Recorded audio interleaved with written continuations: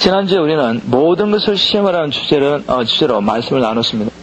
특별히 예언을 시험하는 것에 대해서 살펴보도록 하겠습니다. 오늘 주제에 들어가기 전에 우리는 이런 질문을 한번 해봐야 됩니다. 오늘날도 성령님께서 예언 은사를 주시면서 그 은사를 통해서 주의 몸된 교회를 세우겠느냐?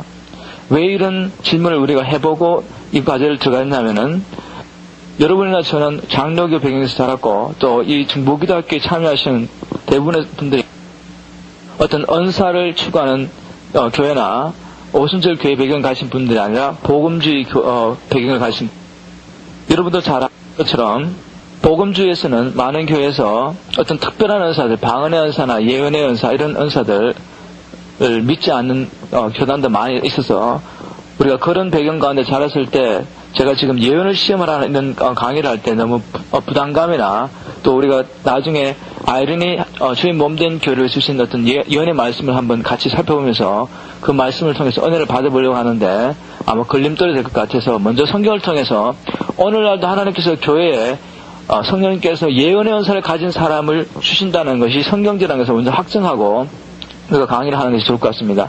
그래서 간단하게 하나님께서 오늘날도 예언의 은사를 동일하게 주시면서 주의 몸된 교회를 세워가신다는 것을 성경제에서 살펴보고 그 다음에 하나님께서 아이론에 주셨던 예언의 말씀이 뭔가 한번 쭉 읽어보고 그 말씀을 아이론이 번역한 것이 아니라 자기가 받았으니까 제가 테스트하면서 제가 가지고 있는 성경 지식으로 그 말씀을 테스트하면서 나름대로 제가 푸른 말씀을 함께 시연하면서 오늘 강의를 진행해볼까 합니다. 첫 번째, 오늘날 교회에도 성령님께서 예언의 은사를 주시는 것이 성경적입니까? 물론 성경적입니다. 그렇지 않으면 제가 이 강의를 준비하지 않았을 겁니다. 어떻게 성경적인가 하면은 첫 번째, 예언의 은사는 주의 몸된 교회를 세우기 위해서 주신 많은 은사 중에 하나라는 것을 우리는 고린도전서 12장을 통해서 잘 알 수 있습니다. 그 많은 모든 은사들이 나열되면서 왜 이런 은사들을 교회에 주셨느냐? 하나님 몸된 교회를 세우기 위해서 주셨다라는 말씀이 있습니다. 그러면 초대교회 때 주의 몸된 교회를 세우기 위해서 예언의 은사가 필요했다면은 저는 확실히 믿기는 오늘날도 주의 몸된 교회를 세우면서 동일하게 그 은사가 필요하다고 확신하고 있습니다. 두 번째, 예언의 은사는 오늘날 교회를 위한 것이 아니라고 믿는 분들이 제가 지난번에도 한번 말씀드린 것 같지만 히브리서 1장 1절 말씀을 번역하시면서 예언의 은사는 바로 이 히브리서 1장 1절 말씀을 우리가 번역해 볼 때 끝이 났다고 말할 수 있다라고 말씀하셨는데 히브리서 1장 1절에 어떤 말씀이냐면 예측의 선지자들과 여러 부분과 여러 모양으로 우리 조상들에게 말씀하신 하나님이 이 모든 날 마지막에 아들로 우리에게 말씀하셨기 때문에 예수님께서 육신의 몸을 입고 오셔서 말씀하신 그 모든 말씀을 끝으로 예언의 말씀이 끝이 났다고 했습니다. 그러나 우리가 성경을 통해서 잘 알 수 있는 것처럼 예수님이 성천하신 이후에도 사도행전에 보면은 예언이 나타납니다. 예언을 받은 사람도 있었고, 그 다음에 또 이 고린도전서 12장에 언제 써있냐면은 예수님 성천하신 이후에 써있거든요. 그래서 분명히 예수님이 성천하신 이후에도 교회에 예언의 은사가 있었고 예언을 받은 사람이 있었다는 겁니다. 그리고 또 우리가 예언의 은사는 끝이 났다고 말하는 이유 중에 하나가 가장 중요한 이유가 예언의 은사가 과연 무엇인가에 대한 오류가 있는 것 같습니다. 물론 예언의 은사는 하나님께서 장래에 일어날 일을 미리 교회에게 알려주심으로 장래 일을 예비하게 하고 어떤 사단의 공격이 있을 때 우리가 지난번에 살펴본 것처럼 우리에게 알려주시는 방편으로서 이런 예언의 은사를 가진 사람을 통해서 미리 알려준다고 우리가 배웠습니다. 사도 바울의 경우도 그런 일이 있었습니다. 예루살렘에 올라갈 계획을 가지고 있었는데 사도 바울이 그때 예언의 은사를 받은 사람이 여러분들 잘 아시는 것처럼 자기 허리띠로 발을 묶으면서 그러니까 바울 사도의 허리띠를 가지고 자기 발을 묶으면서 이 허리띠 주인이 이렇게 결박당할 것이라는 예언을 했습니다. 그래서 바울이 예루살렘에 올라갈 때 그런 핍박을 받을 것을 미리 경고해줬는데 사도 바울도 알고 있었습니다. 그러면서 복음을 위해서 그런 결박받기로 작정을 하고 올라갔습니다. 그런 사건을 통해서 우리가 하나님께서 주의 몸된 교회에 예언의 은사를 주심으로 미리 일어났던 일에 대한 경고를 주시기 위해서 우리가 예언의 은사를 받은 사람이 있다고 우리가 이미 배웠습니다. 그런데 이런 미래에 일어날 어떤 일만을 이야기하는 것이 예언의 은사를 받은 사람들의 하는 일이 아닙니다. 우리가 고린도서 14장 3절에 보면은 장래에 대해서 말하는 그래서 예언을 하는 사람들의 사이뿐만 아니라 하나님께서 예언의 연설을 통해서 그 사람을 통해서 교회의 덕을 세우고 건면하며 안위하신 일을 하신다는 것을 알 수 있습니다. 고린전서 14장 3절에 예언하는 자는 사람에게 말하여 덕을 세우며 건면하며 안위하는 것이요, 이런 말씀이 있습니다. 그래서 예언의 연설을 장래의 일을 말하는 것으로만 국한할 것이 아니라 하나님께서 그 사람의 마음을 감동해서 지식의 말씀을 주시는데 그 말씀을 통해서 다른 사람에게 덕을 세우고 건면하면서 위로하는 일을 하기 위해서 하나님께서 오늘날도 예언의 연설을 사용하고 계시다라는 것을 말씀드리고 싶습니다. 우리가 조금 이따 읽어볼 아린이 받았다는 그 예언의 말씀도 제가 살펴보면은 어떤 불에 속하냐면은 덕을 세우고 건면하고 안위하는 역할을 합니다. 우리가 나중에 한번 살펴보도록 하겠습니다. 그래서 제가 말씀드리고 싶은 것은 오늘날도 하나님께서 성령님께서 우리에게 예언의 은사를 부어주시기를 원하신다는 것을 믿으셔야 합니다. 믿음이 없이는 결코 아무것도 받을 수 없기 때문에 우리가 만일 어떤 특별한 은사는 오늘날 교회를 위한 것이 아니라고 자꾸 고집하게 될 때 우리 몸이 온전할 수가 없습니다. 하나님께서 교회를 온전케 하기 위해서 각양 다른 은사를 우리에게 주시는데 어떤 특정한 은사만 받아들이고 어떤 은사를 거부한다는 것은 우리 몸의 어떤 지체들을 우리가 스스로 거부하는 것이 됩니다. 너는 이제 더 이상 필요 없다고. 그렇게 함으로 교회가 사단의 공격을 받으면서도 미리 알지도 못하고 또 하나님께서 알려주신데도 불구하고 예언의 연설을 무시하기 때문에 우리가 받지 못하는 경우도 있고, 또 하나님께서 어떤 사람을 감동하셔서 성도들을 건면하고 세워지길 원하는데 우리가 그것을 거부할 수도 있습니다. 사도 바울은 이런 말을 했습니다. 나는 너희가 다 방언 말하기를 원하나 특별히 예언하기를 원하노라. 사도 바울의 권면입니다. 나는 너희들이 정말 예언하기를 원한다. 그래서 덕을 세우고 서로 세우고 건면하는 일에 힘쓰라.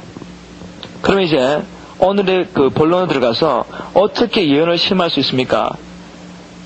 원리는 똑같습니다. 지금 몇 주 동안 계속 우리가 하면서 어떻게 우리가 듣는 모든 것을 시험할 수 있습니까? 그 원리는 똑같습니다. 예언도 똑같은 방법으로 우리가 시험을 해야 됩니다. 표준은 같습니다. 성경적입니까? 일단 시험해봐야 됩니다. 제가 아이린이 받았다는 그 예언의 말씀을 보면서 저는 성경 구절에 이거와 일치하는 부분이 있는가 열심히 찾았습니다. 근데 대부분 다 정확한 구절을 찾을 수 있습니다. 어떤 구절은 정확한 구절은 찾을 수 없지만 하나님의 성경 전체적인 성품이 그것과 일치하기 때문에 성경지라고 말할 수 있었습니다. 그래서 우리가 모든 것을 시험할 때 제일 먼저 우리가 사용하는 도구가 바로 성경입니다. 그리고 이 예언이 있을 때 예수 그리스도가 영광을 받느냐, 즉 하나님 몸된 교회가 높임을 받고 예수님께서 영광을 받으시는가, 그걸 우리가 시험해본다고 그랬죠, 지난번에. 그리고 세 번째로 예언의 결과로 어떤 일이 일어나고 있습니까?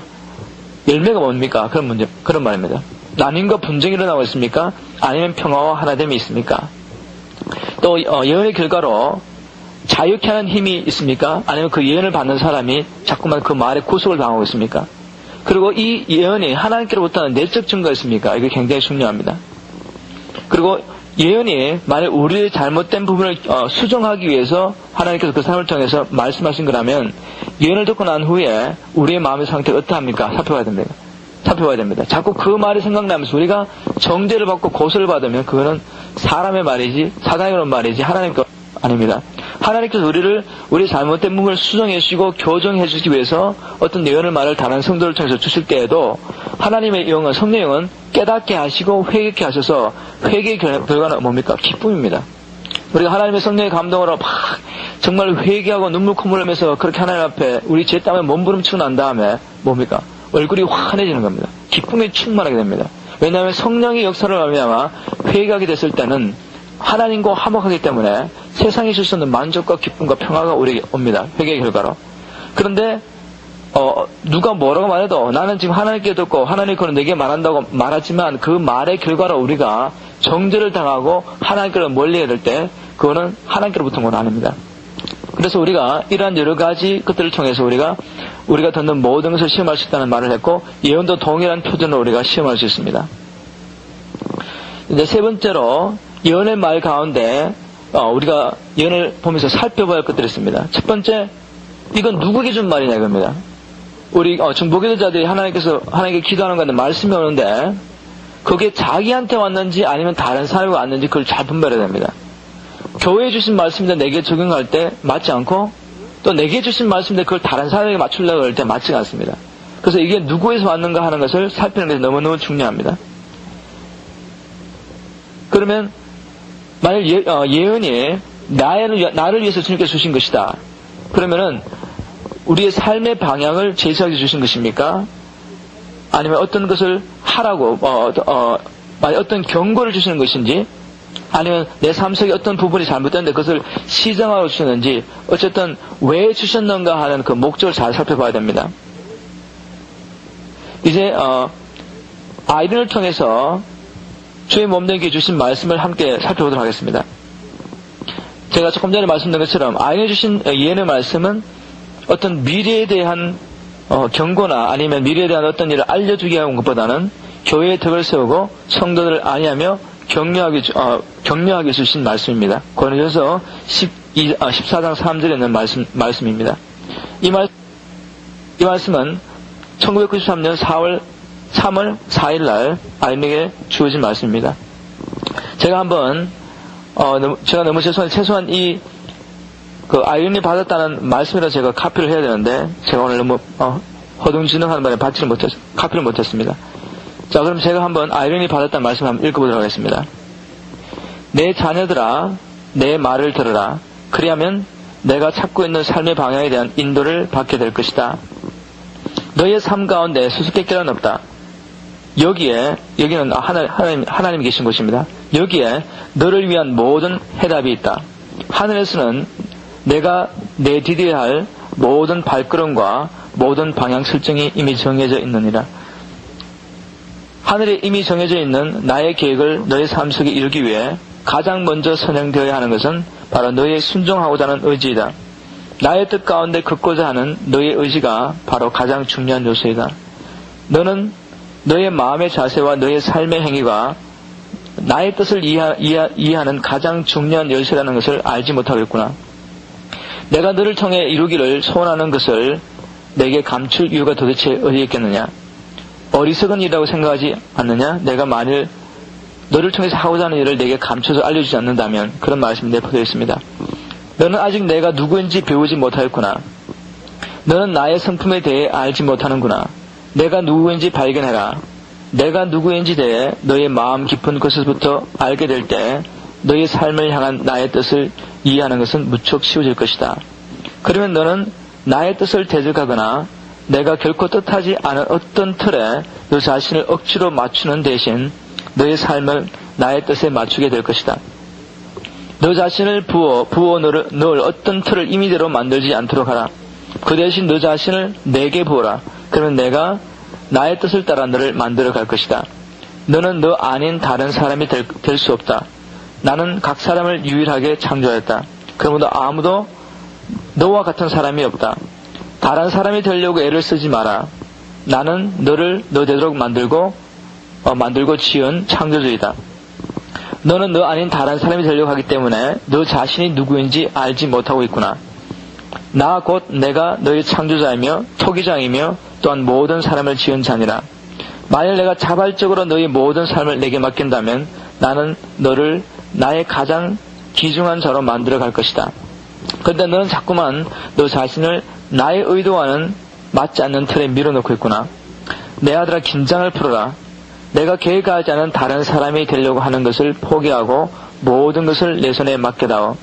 다른 사람과 같이 되려는 것을 중지하고 내가 계획한 너의 모습으로 만족하도록 하라. 그러면 너는 완전케 될 것이다.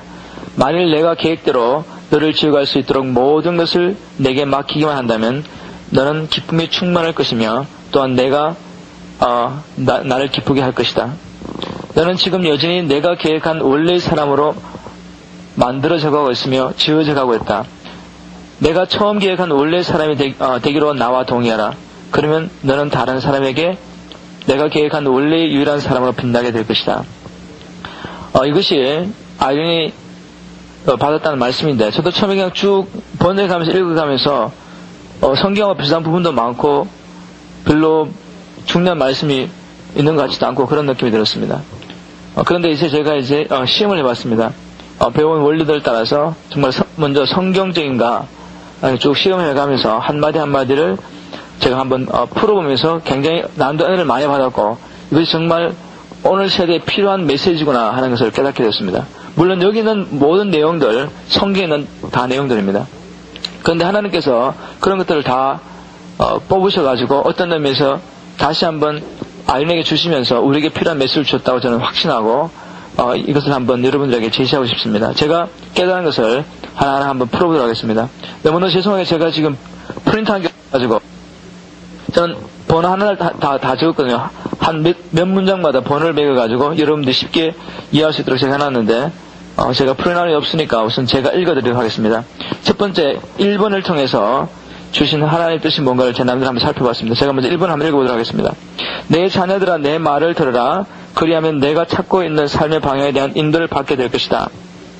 너의 삶 가운데 수수께끼는 없다. 여기에 너를 위한 모든 해답이 있다. 하늘에서는 내가 내딛기로 한 모든 발걸음과 모든 방향 설정이 이미 정해져 있다는 이 말씀이 있는데 이 말씀을 통해서 제가 먼저 우리가 배운 대로 누구에게 주신 말씀인가?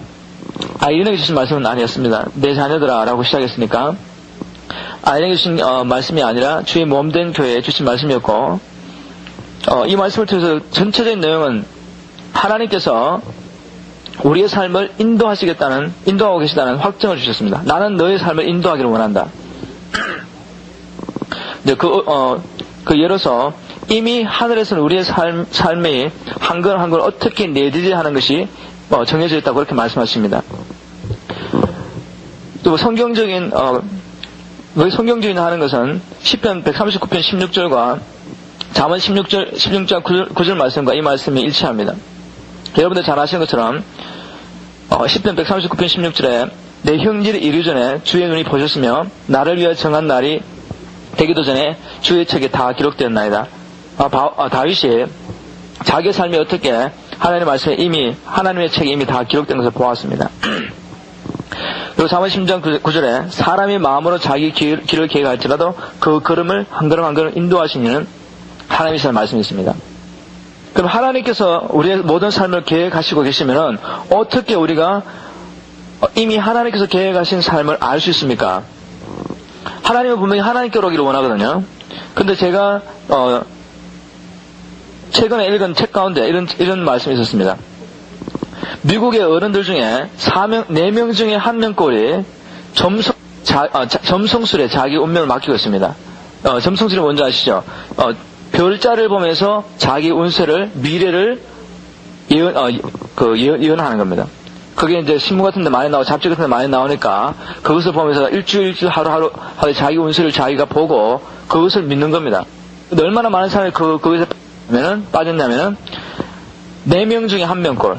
미국 사람의 4명 중에 1명 꼴. 그렇게 빠져 있습니다. 이것을 통해서 믿지 않는 사람들까지도 자기의 미래가 이미 결정되어 있다는 것을 알고 있다는 겁니다. 그러면서 그것을 자기가 자기 삶 속에서 프랙티스 하는데 하나님이 아닌 다른 것에 자기를 맡기고 있습니다. 그 점성술 뒤에는 여러분들 잘 아시는 것처럼 사단의 세력이 있습니다. 그래서 하나님께서는 분명히 우리에게 그런 그 사단의 미혹에 빠지지 말고 우리의 모든 삶이 하나님의 책에 이미 기록되어 있으니 하나님께 오라고 지금 초청을 하고 있습니다. 내 아들아 내 말에 귀를 기울여 그렇게 말씀하고 있습니다. 그럴 때 하나님께서 우리에게 자기 길을 알려주시겠다고.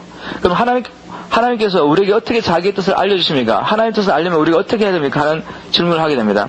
그것이 바로 그 다음 2번에 나오게 됩니다. 하늘에서 이미 정해진 나의 계획을 너희 삶 속에 이루기 위해서 가장 먼저 선행되어야 하는 것은 바로 순종하고자 하는 삶. 정말 우리가 하나님의 뜻을 알기 원하면 그게 정말 우리의 진실한 마음이면은 먼저 이미 알고 있는 일을 순종하라는 겁니다. 순종하는 마음의 자세를 가질 뿐만 아니라 순종하는 삶을 통해서 우리가 정말 하나님의 뜻을 순종하는 삶을 살 때 우리가 하나님의 뜻을 쉽게 알게 됩니다. 성경적인 근거로는 요한복음 14장 21절에 잘 나타났습니다. 나의 계명을 가지고 지키는 자라야 나를 사랑하는 자니 나도 그를 사랑하며 그에게 나를 나타내라. 우리 예수님께서 분명히 자기의 계명을 예수님의 말씀에 순종하는 자에게 자기를 나타내시겠다고 했습니다. 제가 이 말씀을 묵상하면서 깨달은 건 뭔가 하면은 제게도 많은 사람들이 저를 찾아오면서 전도사님 저와 함께 기도해 주십시오. 제가 하나님의 뜻을 찾고 있습니다. 라고 물으면서 하나님의 뜻을 정말 열심히 찾고 있어요. 그런데 사실은 자기가 자기를 알지 못하는 경우가 굉장히 많아 있어요. 왜냐하면 정말 하나님의 뜻을 순종하고자 하는 마음으로 하나님의 뜻을 부르짖는 것이 아니라 단지 미래에 대해서 알기를 원하는 겁니다. 호기심. 그거 어떻게 알 수 있냐면 정말 그 사람이 하나님의 뜻을 순종하기를 원한다면 이미 하나님의 뜻이라고 나타나 있는 것을 순종해야죠. 어떤 목사님은 이런 이야기를 했습니다. 어떤 경건주의에 빠진 사람, 그 사람은 모든 것을 기도를 통해서 하나님의 뜻을 분별하기 원한다고, 원하는 사람인데, 어떻게 보면 굉장히 경건한 사람처럼 보입니다. 그런데, 예를 들어서 좀 이렇게 과장된 예지만 이런 예를 들었습니다. 그런 사람은, 만일 어떤 한미 장로교의 전화번호를, 제가 책에서 읽었는데, 전화번호를 알기 위해서 어떻게 합니까? 기도합니다. 하나님, 한미 장로교의 전화번호가 뭡니까? 막 기도합니다. 하나님 너무너무 열심히 기도하니까 하도 답답해가지고 전화번호를 줬습니다. 그랬더니 너무너무 기뻐하면서 야 내가 하나님께 기도했더니 하나님께서 한미장로의 전화번호를 줬다. 이제 목사님에게 전화를 해봤는데 목사님 사택 전화 몇 번이냐 막 기도했습니다. 또 받았습니다. 그러면서 너무너무 자랑스럽게 다녔습니다. 그러면서 자기가 보기에 경건하지 않는 사람에 가서 야 너 열심히 좀 기도해봐라고. 하나님께 기도했더니 하나님께서 한미장로의 전화번호 주고 목사님 사택 전화번호 줬다고. 그랬더니 그 사람이 하는 말이 그 사람 경건한 사람도 아닌데 야 너 참 바보 같구나. 이미 전화번호 다 나왔는데 그걸 왜 하나님께 묻느냐고. 그런 이야기를 하면서 제게 주신, 신선한 충동은 뭔가 하면은, 하나님께서 이미 성경을 통해서 우리에게 많은 것을 보여주셨고, 우리가 이미 알고 있습니다. 그런데 그것을 순종하지 않으면서, 자꾸만 미래에 대한 어떤 호기심 때문에, 점쟁이 찾아가는 세상 사람들처럼 자꾸만 하나님께 묻는 겁니다. 그래서 제가 이 말씀을 읽으면서, 아이네 주신 말씀을 읽으면서 깨달은 게 뭔가 하면, 정말 그렇구나. 우리보다도 더 하나님께서 더 우리에게 말씀하기를 원하시고 우리가 만일 정말 순종하고자 하는 마음의 자세만 가지면 하나님 말씀대로 나의 계명을 지키는 자에게 하나님께서 자기를 나타내시는 것처럼 그렇게 우리에게 친히 말씀해 주시고 빨리 말씀해 주실 텐데 우리가 순종할 마음의 자세를 가지고 안고 있으면서 자꾸만 하나님을 기도하면 하나님 이것저것 보여주십시오 하니까 보이지가 않는 겁니다. 그래서 이번을 통해서 보여주신 것은 하나님께서 주신 열쇠는 뭔가 하면은 하나님의 뜻을 분별하는 키는 마음의 자세입니다. 정말 네가 내 뜻에 순종하기를 원하고 너의 삶을 통해서 내 뜻을 이루기 원하는가 그것만 되면 하나님께서 보여주신다는 겁니다. 그 다음 세 번째 제가 읽은 말씀 중에 내가 너를 통해 이루기를 소원하는 것을 내게 감출 이유가 도대체 어디에 있겠느냐. 아까 제가 말씀한 것처럼 그건 어리석은 일이다 그렇게 말씀하십니다. 하나님께서 우리의 삶을 통해서 일하시기 위해서 우리를 내셨고 우리가 지금 모르기 때문에 하나님 답답하게 하시는 겁니다. 나는 너를 이러한 창조의 목적에서 냈는데 네가 그것을 하지 않고 엉뚱한 일을 하기 때문에 하나님이 지금 답답하게 하시고 하나님이 더 보여주기를 원하는데 우리는 자꾸만 하나님께서 너무 인사가셔서 우리에게 말씀하기를 원치 않는 것처럼 그렇게 생각하고 있는 겁니다.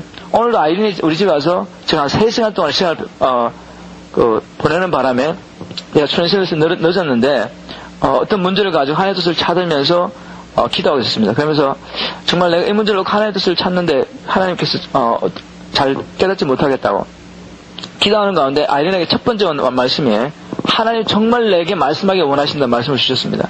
그러면서 같이 기도하면서 제 아내와 이렇게 기도하면서 word of knowledge 하면서 지식의 말씀하면서 제 아내도 받고 아이린도 받고 저도 받으면서 뭔가가 막혀가지고 그게 내가 아니라 내 과거의 조상으로부터 어떤 담이 있기 때문에 하나님께서 내게 말씀하신 것이 막히고 있다는 것을 보여주시면서 제가 느낀 게 뭔가 하면 정말 하나님은 내게 말씀하기 원하시는데 나도 알지 못하는 하나님께 쌓아놓은 담이 너무 많은 겁니다. 듣지 못하도록 과거의 불순종과 조상으로부터 내려온 죄악으로 말미암아 쌓아놓은 그것이 많아서 들리지 않을 뿐이지 하나님이 더 말씀하기를 원하신다는 겁니다. 아이를 통해서 말씀하신 것처럼 그게 너무 어리석은 일이 아닙니까? 하나님이 자기 뜻대로 하나님의 피조물을 창조하고 그 뜻을 알려서 자기의 뜻을 이루어가기를 원하시는 게 하나님의 뜻이지 어찌 하나님께서 우리에게 그것을 가리기를 원하시겠습니까? 네 번째로 주신 말씀은 너는 아직 내가 누구인지 배우지 못하고 있구나. 너는 나의 성품에서 알지 못하고 있구나. 내가 누구인지 발견하라. 이런 말씀을 통해서 제게 주신 말씀이 있습니다. 제게 주신 말씀은 첫 번째로 우리가 하나님에 대해 마땅히 알아야 할 만큼 알지 못하고 있다는 사실을 발견했습니다. 하나님께서 우리 성경에 보면 많이 나를 알라는 말씀을 굉장히 많이 하십니다. 우리는 성경을 읽으면서 연구하면서 내가 알 만큼 충분히 알고 있다고 생각하는데 사실은 그렇지 않다는 것을 알 수 있습니다. 왜냐하면은 그 증거로서 우리는 하나님이 원래 계획은 우리 자신이 제가 좀 쉽게 말씀드리겠습니다. 왜 우리가 하나님에 대해서 잘 알지 못하는 상태냐면은 여러분들의 삶의 태도가 그렇습니다. 우리는 자꾸만 하나님이 계획하신 다른 사람이 되려고 합니다. 그 말이 뭔가 하면은 여러분이 정말 하나님 누구신지 아시면 우리가 잘 아는 것처럼 하나님은 절대 주권을 가지시고 역사하시는 하나님, 우리의 모든 삶을 계획하신 하나님이시고 그 절대 주권을 가지고 우리의 삶을 계획하시는데 무한한 사랑을 가지고 우리의 최선을 이루기 위해서 우리의 삶을 계획했습니다. 그런데 우리는 하나님께서 우리에게 주시는 모든 상황과 삶을 섭리를 받아들이기를 원치 않을 때가 너무 많이 있습니다. 하나님 이거는 원치 않습니다. 자꾸만 도망가려고 합니다. 그래서 하나님께 자꾸만 나를 알려고 합니다. 내가 누군 것을 충분히 알고 내가 누군 것을 충분히 알 때 마땅히 너는 내가 주는 모든 삶을 수용하게 될 것이고 기쁨으로 받아들이게 될 것이다 하는 겁니다. 우리 사도 바울의 예를처럼 사도 바울은 범사에 순종하는 걸 배웠습니다. 범사에 기뻐하는 걸 배웠습니다. 왜 그렇습니까? 바울이 가지고 있는 하나님에 대한 지식 때문에 그렇습니다. 하나님이 결코 내게 해를 끼치는 어떤 것을 계획할 수 없고 절대 주권을 가지고 나의 모든 삶을 계획하신 하나님은 무한한 사랑 가운데서 나의 최선을 이루려고 이 모든 삶을 계획했다는 겁니다. 그래서 우리 인간의 눈에 보기에는 지금 바울 사도가 그때 빌립보 감옥에 있었고 그렇지만 사도 바울은 주 안에서 항상 기뻐하라고 그렇게 부르짖고 있었던 겁니다. 왜냐하면 그는 하나님을 알았기 때문에. 그래서 모든 상황을 받아들일 수 있습니다.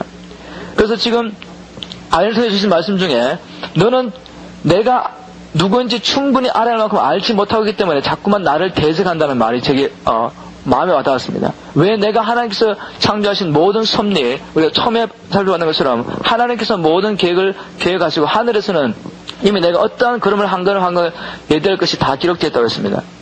그래서 결국 우리 삶 속으로는 이 모든 것이 하나님의 계획하신 뜻대로 한 걸음 한 걸음 가게 되는 것인데 왜 우리가 그 삶을 받아들이지 못하고 인정하지 못하고 거부하냐 이겁니다. 하나님을 충분히 알지 못하기 때문에 알아야 할 만큼 알지 못하기 때문에. 자, 우리가 이런 하나님의 절대 주권을 인정해드리지 못할 때 어떤 일이 일어나냐면 인생의 모든 슬픔과 고통이 시작됩니다. 아담이 하나님께서 원래 계획하신 그 사람이 되는 것을 원래 계획한 사람이 되는 것을 거부했을 때 고통과 사망과 죽음이 왔습니다. 똑같은 방법으로 우리의 삶 속에서도 하나님께서 우리에게 마련하신 이 섭리를 우리가 거부하고 받아들이지 않으려고 할 때, 즉 토기장이가 우리의 삶을 붙잡으시고 빚어가시는 이것을 거부할 때, 우리의 환경과 산업을 통해서 빚어가는 것을 거부하게 될 때 우리에게는 고통과 기쁨이 사라지는 삶이 시작됩니다. 사도 바울은 감옥 속에서 기뻐할 수 있습니다. 왜냐하면 그는 토기장의 손에 완전히 자기를 맡겨버렸기 때문에 자기를 깎으시고 빚어가시는 그 손에 안심하면서 기뻐할 수 있던 겁니다. 그러나 우리는 그렇게 하지 못합니다. 여러분들 얼마나 그 많은 학생들이 peer pressure라고 그러나 그 동료 의식 그거에 사로잡히는지 아십니까? 남들이 하는 것을 똑같이 하기를 원하고 자기가 어떤 동료 의식을 가지고 거기에 참여하기를 원하는데 그렇기 위해서 머리도 이상하게 하고 물들이고 그 다음에 옷도 이상하게 입는 거, 그 다음 뭡니까? 하나님께서 각 사람을 창조하신 그 원래 사람이 되기를 거부하는 그 뿌리가 그 안에 있는 죄악의 뿌리가 그 속에 있기 때문에 우리가 자꾸만 다른 사람처럼 되려고 하는 겁니다. 다른 사람이 이렇게 가니까 나도 그렇게 참여하지 않으면은 거부당한 같은 그런 기분을 드는 겁니다. 그리고 한국에서 많은 문제가 한국에 있는 사람들의 풍토가 뭔가 하면은 남이 뭘 하면 똑같이 해야 된다는 거. 남이 차를 사면 같이 차를 사야 되고 남이 집을 사면 같이 집을 사야 되고 하는 그 모든 풍토가 뭡니까? 그 뿌리 원인은 하나님께서 원래 계획하신 내가 되기를 거부하는 겁니다. 그래서 자꾸만 다른 사람처럼 되려고 하는 것이 있고 또 여러분들 자녀들을 키우시면서 절대로 비교하지 마십시오. 여러분들의 자녀는 다른 사람의 자녀처럼 될 수가 없습니다. 왜냐하면 유일한 자기 때문에. 근데 우리가 자꾸만 비교하는 것은 결국 하나님께서 그 사람 되게 하려고 하는 것을 거부하는 것 마찬가지입니다. 그 제약에서 오는 겁니다. 그다음 다섯 번째로 살펴볼 것은 그러면 이런 풍토에서 우리를 자유케 하는 길은 무엇입니까? 하는 의문을 제가 가지게 됐습니다. 그런데 그 질문에 대답이 왔습니다. 너 자신을 부어 넣을 어떤 틀을 임의대로 만들지 말고 너 자신을 내게 부어라는 말씀이 있었습니다. 그게 우리가 만일 다른 사람이 되려고 애를 쓰지 않을 때, 그리고 반대로 우리를 하나님께 완전히 부어드릴 때 우리에게는 자유가 오게 됩니다. 즉 피어퍼슨하게 있을 필요가 없다는 겁니다. 남들하고 비교하면서 내 자녀를 비교하면서 자꾸 깔아낼 필요도 없고, 다른 남편과 다른 아내를 비교하면서 내 아내와 내 남편을 깔아낼 필요도 없고, 성도들이 같이 생활하면서도 막 은사를 많이 받는 사람으로서 부러워할 필요도 없다는 겁니다. 또 제가 이제 목회를 하고 있으니까 자가 목회지만 다른 사람들이 막 성성장구하면서 나는 언제 저렇게 생활하고 부러워할 필요도 하나도 없다는 겁니다. 반대로 우리를 하나님께 완전히 부어드릴 때 우리에게는 자유가 오게 됩니다. 즉 피어퍼슨하게 있을 필요가 없다는 겁니다.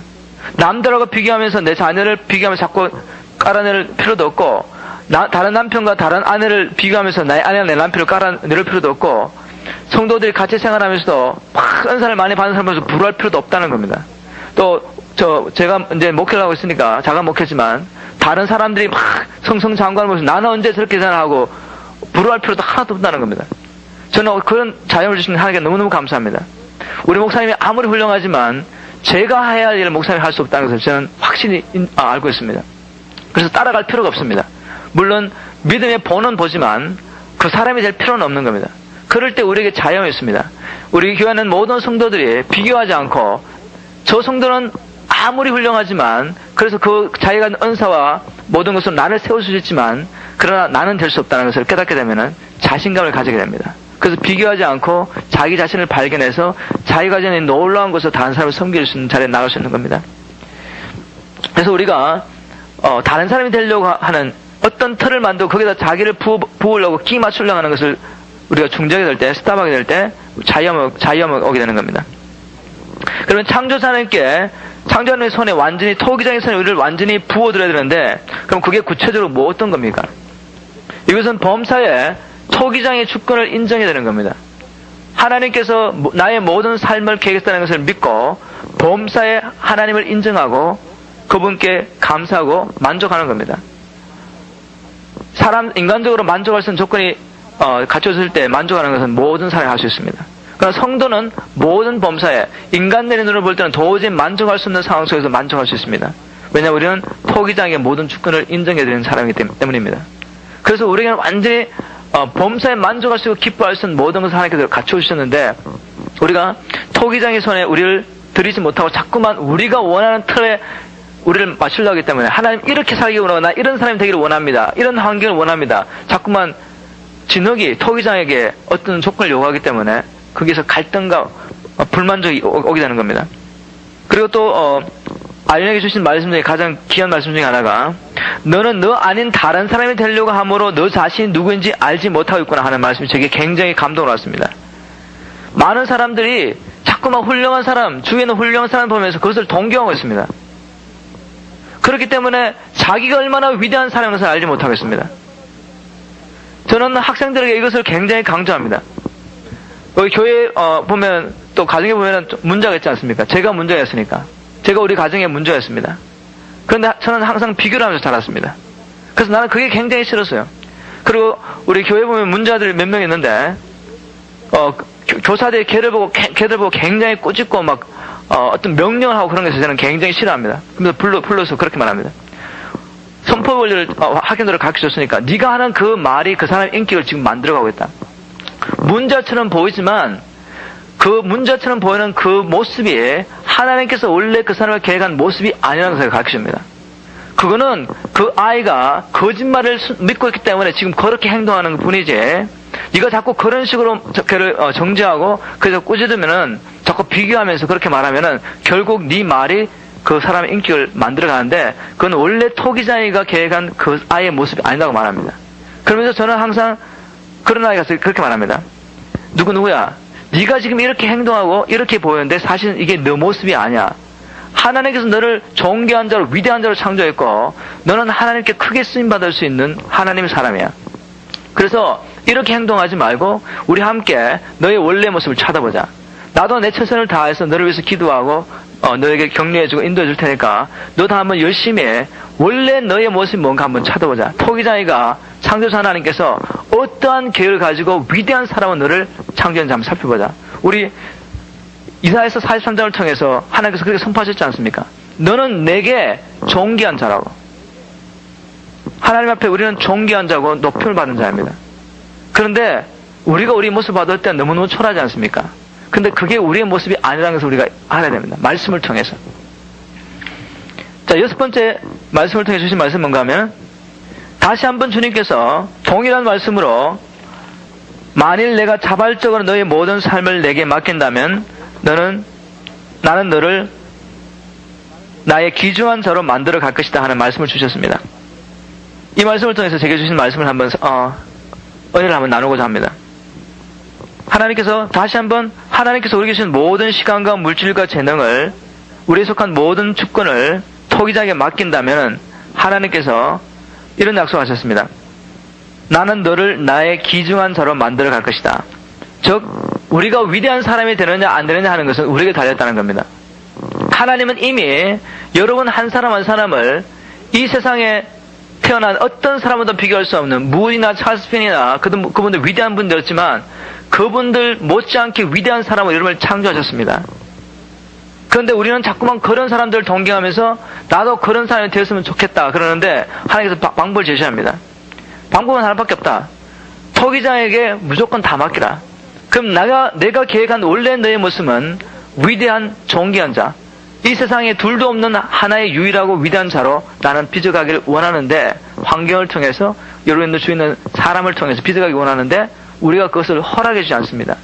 우리의 물질을, 하나님 주신 물질을 우리 것처럼 마음대로 사용하고, 시간을 그렇게 마음대로 사용하고, 우리에게 재능을 주신 재능을 나의 영광을 위해서 사용하고 내가 영광을 다 받아버리고, 하나님께서는 위대한 계획을 가지고 있는데 우리 나름대로 조그만 계획을 세우고 그것을 성취하려고 애를 쓰면서 그것이 이루어질 때 내 만족에 사로잡히게 되고, 나보다 더 뛰어난 일을 한 사람과 비교하면서 열등감에 사로잡히는. 왜 이렇습니까? 우리가 창조자 하나님께서 나를 통해서 어떠한 위대한 플랜을 가지고 나를 지금 빚어가고 있다는 것을 이해하지 못하고 그 창조의 손에 나를 완전히 들이지 못하기 때문에. 저는 내 주위에 있는 많은 위대한 분들을 봅니다. 나를 키우신 우리 목사님, 그리고 내가 지금 기도하고 있는 여러 동력자들, LA에서 사역하고 있는 많은 하나님의 쓰임받는 많은 사람들을 봅니다. 그래서 기도하면서 저는 한 번도 부러워본 적이 없습니다. 처음에는 많이 부러웠지. 신앙이 없을 때는 나도 정말 저런 분들과 같이 됐으면 좋겠다. 그러나 신앙이 자라면서 깨달은 것은 그분들이 아무리 위대해도 하나님께서 나를 통해서 행하시는 할 수 없다. 나도 하나님께는 정말 누구보다도 위대한 찰스핀이나 아니면은 무디보다 훌륭한 자 하는 나를 창조하셨다. 내가 지금 교만해서 그렇게 말합니까? 하나님이 그렇게 말씀하지 않습니까? 그래서 나는 하나님의 말씀의 근거로 내가 유일한 존재이고 위대한 자라는 것을 압니다. 그러나 하나님 없이 나는 위대한 자가 될 수 없습니다. 내가 가지고 있는 지금 어떤 능력과 소스로 내가 위대한 자를 되고 할 때 나는 가장 초라한 자로 떨어지게 됩니다. 왜냐하면 그것은 하나님이 계획하신 일이 아니기 때문에. 만일 팔이 그죠? 양말에다 자기를 끼워 맞추려고 한다면 이건 말도 안 되는 이야기고 그렇게 하면 할수록 자기가 초라한 자기를 발견하게 됩니다. 여러분들 손에다 장갑 안 끼고 양말 끼고 다닌다고 생각해 보십시오. 얼마나 초라해 봅니까? 근데 우리는 자꾸만 우리 주위에 있는 위대한 사람들 보면서 거기에다 우리를 자꾸 끼워 맞추려고 합니다. 그렇기 때문에 결과는 자꾸만 초라한 자로 드러나는 겁니다. 마지막 7번째 7번을 통해 주신 말씀은 relax라는 my son, relax라는 말이 있었습니다. 긴장을 풀어라. 그러면서 내가 계획하지 않은 다른 사람이 되려고 하는 것을 포기하고 모든 것을 내 손에 맡기라는 말씀을 제가 묵상하면서 깨달은 것은 사람의 스트레스 그리고 갈등, 조급함이 어디서 오는가를 제가 발견했습니다. 또 다시 내가 되지 하나님께서 원래 계획한 그 위대한 사람이 아닌 다른 사람이 되려고 내가 애를 쓰고 내 나름대로 어떤 틀을 만들고 거기를 맞추려고 할 때 내가 스트레스를 사는 겁니다. 조급함이 있고 만족할 수가 없는 겁니다. 그래서 바로 자꾸 내가 만드는 틀에다가 나를 맞추고 어떤 사람이 하나님이 계획한 원래 사람이 아닌 다른 사람이 되려고 할 때 내게 자유함과 기쁨이 사라지는 것을 제가 발견했습니다. 그래서 저는 나름대로 하나님, 제가 내 삶 속에서 완전히 만족하고 기뻐할 수 있는 방법은 항상 범사의 토기장의 주권을 인정해드리고 하나님 섭리를 인정하고, 물론 하나님 위한 사역이지만 이런저런 사역들이 내게 보이고 정말 헌신하기를 원하는데 하나님께서 문을 열어주지 않을 때 순종하며 기다리면서 하나님 때를 기다리면서 저는 스트레스 안 받을 수 있다는 것을 발견했습니다. 바울의 삶 속에는 항상 자유함이 있고 또 범사에 감사하는 마음이 있었는데, 많은 이유가 있지만 그 중에 제 나름대로 깨달은 말씀은, 바울은 하나님이 계획한 사람이 되기로 계획했다는 겁니다. 마음을 정했습니다. 그의 말 가운데 이게 있습니다. 나는 다른 사람의 판단을 받지도 않고 또 자기 스스로 또 자기를 판단하지 않고 오직 하나님의 판단만을 나는 받기를 원한다. 그런 말을 했는데, 고린도전서 4장 3절 4절에 우리가 그죠? 다른 사람의 판단을 받고 그거에 자꾸만 마음이 상한다는 것은 뭡니까? 그 사람들이 제시하는 어떤 틀이 있는데 그것에 내가 맞지 않으니까 자꾸만 내 마음이 상하는 겁니다. 또 내 나름대로 어떤 틀을 만들어 놓습니다. 내가 나를 판단하는 겁니다. 나는 이런 사람이 되고 싶다 하는 틀을 만들어 놓고 거기에다 자꾸 나를 맞추려고 하니까 안 맞으니까 어떻게 됩니까? 마음의 평강과 기쁨이 빼앗아가는 겁니다. 그래서 우리가 내 스스로 나를 판단하지 않고 다른 사람의 판단도 나를 신경 쓰지 않고 나는 오직 하나님의 판단만 받기를 원하고 하나님 나를 어떻게 보시는가 하는 것을 나는 모든 것을 맡긴다면 얼마나 자유하겠습니까? 그래서 제가 왜 이런 말씀을 이렇게 했느냐 하면은, 그 사람들 다 말 다 듣고 이 사람 말 듣고 이렇게 한번 사역해 봤다가 저 사람 말 듣고 저렇게 한번 사역해 봤다가 도저히 제게 평강이 없다는 겁니다. 결국 사람 비유 맞추다가 끝나는 겁니다. 그러나 사도 바울은 이렇게 정했습니다. 내가 사람을 기쁘게 하라, 하나님을 기쁘게 하라. 내가 사람의 판단을 받겠느냐 아니면 내 스스로의 판단도 받겠느냐, 나는 하나님의 판단을 받겠다. 그러고 나갔더니 뭐 군소리 많았지만 결국 어떻게 했습니까? 하나님이 역사하니까, 하나님 방법을 하니까 하나님 앞에 쓰임받는 귀한 위대한 종이 됐지 않았습니까? 그 당시에 핍박자도 많고 또 모욕하는 자도 많았지만 결국 후대에 보니까 열매가 있지 않습니까? 바울 사도의 사역으로 세계 복음화가 이루지 않았습니까? 자, 마지막 한마디만 하고 끝내도록 하겠습니다. 제가 오늘 또 실수를 했네요. 60분만 끝날 줄 알고 60분짜리 테이프를 넣었더니 또 이렇게 길어졌습니다. 어쩔 수가 없죠. 한 가지만 더 강조하고 끝내도록 하겠습니다. 여기 보면은 하나님이 여전히 우리를 지어가고 있다는 말씀이 있습니다. 이 말씀이 제게 굉장히 위로가 됐습니다. 제가 지금의 제 모습을 바라보면서 낙심할 때도 많이 있습니다. 여러분들도 지금 40대, 우리 목사님 50대 넘으셨는데 지금 자신을 바라보면서 어떻게 생각하시는지 모르겠지만, 만약 여러분들 자신을 바라보면서 나는 정말 초라하다는 느낌이 드실 때 거기서 멈추지 마십시오. 왜냐하면 지금 여러분의 모습이 완성된 모습이 아니라는 겁니다. 여러분들이 얼마나 나이가 많든 하나님께 모든 것을 맡기고 창조의 손에 맡기면은 하나님은 여러분의 호흡이 있는 동안에 하나님 원래 계획하신 그 위대한 사람으로 빚어갈 수 있습니다. 저도 그죠? 만약 예수님 알지 못했다면은 다시 공부 안 시작했을 겁니다. 어떻게 33살이 돼가지고 미국 학교에 들어가서 영어도 못하는 사람이 영어로 공부하려고 마음을 먹었겠습니까? 그러나 저는 한 가지 믿었습니다. 내가 하나님께 순종하기만 하면은 지금이라도 하나님 내게 지혜를 주시고 이 과정을 마치게 할 수 있다. 저는 너무 중고등학교, 대학교들을 너무 제가 봐도 가장 귀중한 시간에 공부도 못하고 너무 방황했습니다. 그래서 그것만 바라보면서 나는 이제 나의 모든 운명이 정해졌다고 그렇게 생각할 수도 있었습니다. 그러나 예수님을 만나고 난 다음에 예수님께는 불가능한 게 없고 늦은 게 없습니다. 언제든지 주님께 드리기만 하면 하나님께서는 나를 위대하게 사용할 수 있는 위대하신 하나님이라는 것을 깨달았습니다. 내가 아니라 나를 잡고 사용하시는 하나님이 위대하시기 때문에 내 삶은 위대해질 수 있습니다. 다시 한번 말씀드릴게요. 내가 어떤 내가 어떤 일을 하려고 했다면 저는 도저히 아무것도 시사할 수 없는 완전 밑바닥의 삶이었습니다. 배운 것도 없고 힘도 없고 아무것도 없고 지위도 없고 돈도 없는 사람. 그러나 저는 발견했습니다. 누가 나를 통해서 일하기 원하는가? 초라한 내가 아니라 위대하신 하나님이 나를 통해 일하기 원하시는 저는 발견했습니다. 그랬더니 하나님께서 앞으로 정말 위대하게 저를 사용해서 저는 확신합니다. 제가 하나님 앞에 순종하고 저의 모든 삶을 간절히 부어드리는 동안에 하나님은 나를 완전히 자기의 도구로 사용하셨다면은 초라한 나를 통해서 하나님의 위대함을 나한테 저는 확신합니다. 여러분들 다 그렇게 될 것을 확신합니다. 결론적으로 오늘 예언을 시험하라는 말씀을 통해서 여러분들에게 드리고 싶은 말씀은, 먼저 예언의 연사가 오늘날에도 성경적인 것을 믿으시고 바울 사도 말대로 열심히 예언하기를 힘쓰십시오. 원하십시오. 그래야지 그 은사가 나타납니다. 그리고 예언도 우리가 이미 배웠던 말씀으로 다 분별할 수 있습니다. 분별할 수 있고, 분별되지 않는 예언의 말씀을 전가지도 마시고 받아들이지도 마십시오. 그래서 정말 우리가 이제까지 무지해가지고 소멸했던 많은 은사들 다시 한번 성경 말씀대로 인정하고 받아들이고 그것을 사용함으로 말미암아 주의 몸된 교회가 다시 세움을 입고 정말 우리 이 한미장로를 통해서 또 여러분 각 사람을 통해서 하나님의 위대하심을 나타내시는 여러분들 되기를 소원합니다. 잠깐 기도가 마치도록 하겠습니다. 고마우신 하나님, 오늘도 주님께서 주신 말씀을 통해서 우리에게 은혜 주심을 감사합니다. 하나님이 우리 각 사람을 계획하시되 둘도 아닌 유일한 자로 그리고 초라한 자가 아니라 위대한 자로 계획하셨습니다. 우리가 보기에 우리 자신이 만일 초라하게 보인다면 그것은 바로 토기장의 손에 우리를 온전히 맡기지 못하고 우리가 우상처럼 숨기는 어떤 틀에다가 우리를 맞추고 우리를 거기에 적응하려고 했기 때문에